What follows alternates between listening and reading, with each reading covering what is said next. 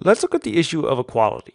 When we have two references to objects, what does it mean when we ask, are they equal? And the answer to that is actually, well, it depends.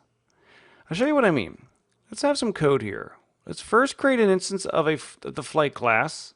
We'll give it a flight number of 175 and assign it to the reference F1. Then we'll create another instance of the flight class, give that one a flight number of 175 as well. In this case, we assign it to the reference F2.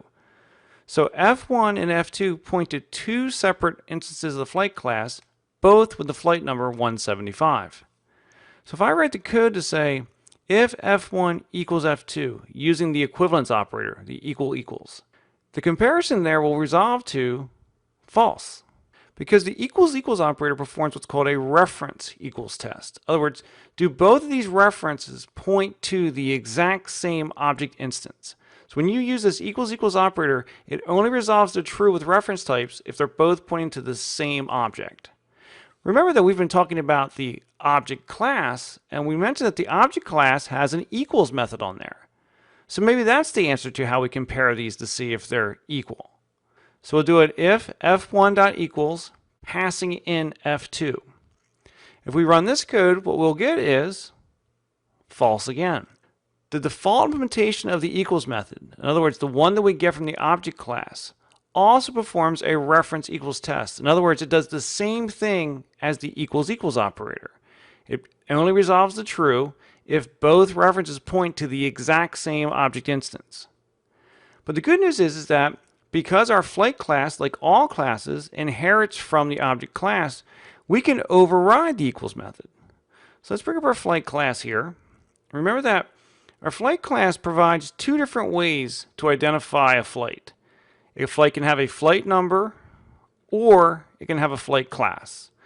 We don't set both of those. We only set one or the other.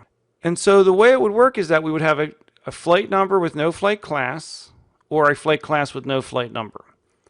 So we're going to say that we're going to consider two flights to be equal if their identifying information is the same. They both have the same flight number without a flight class, or they both have the same flight class without a flight number. So what we're going to do is override the equals method. Now the equals method returns back a boolean. So I have a boolean return type, our equals method name. And if we look at the definition of equals in the object class, the equals method has one parameter, which is an object. Now what we're going to do here is go ahead and mark this with the override annotation, just so the compiler will double check us and make sure we've gotten our signature correct for the equals method.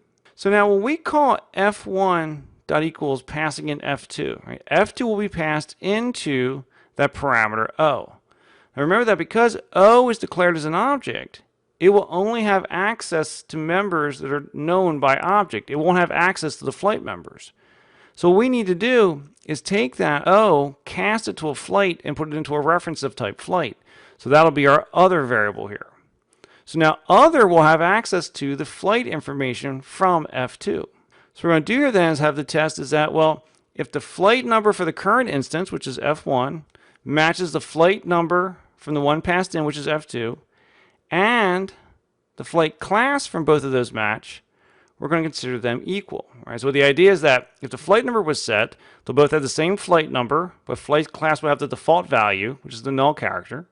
If the flight class was set, they'll both have the same flight class, but flight number will have the default value, which would just be a 0.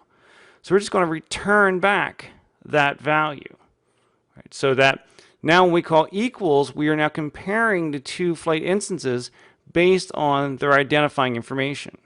Now this is how we've defined equals in this particular situation. In your individual programs, you're going to have to identify what equals means. Because we might have decided that, well, for two flights to be equal, not only do their identifying information have to be the same, but maybe the number of checked bags also has to be the same. Right? It's up to us as we define our problem space and the problem we're trying to resolve. So now, relying on this idea that as long as the identifying information is the same, they're equal, if we go back now and look at the code, right, first the if f1 equal f2, right, well, that's still going to resolve to false, right, because that's still a reference equals. It's only true if both f1 and f2 point to the exact same object. But now our if f1 dot equals passing in f2, that now resolves to true, because both f1 and f2 have the same flight number.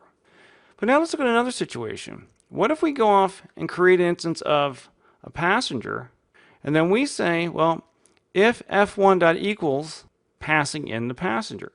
Since equals accepts an object as its parameter type, it's valid for P to be passed into that parameter O. But what's going to happen now when we try to cast O into a flight? Right? It's going to go ahead and create an error. So one of the things we have to do is make sure that in our equals method, we don't try to compare against any type we can't validly be compared to. Well, we know that we can take that O and check to see if it's an instance of the flight class. Well, what we want to do here is say that, well, if it's not an instance of the flight class, we just want to get out of here. So what we'll do is just go ahead and wrap that instance of comparison in the not operator. And then if it's O is not an instance of flight, we're just going to go ahead and return false.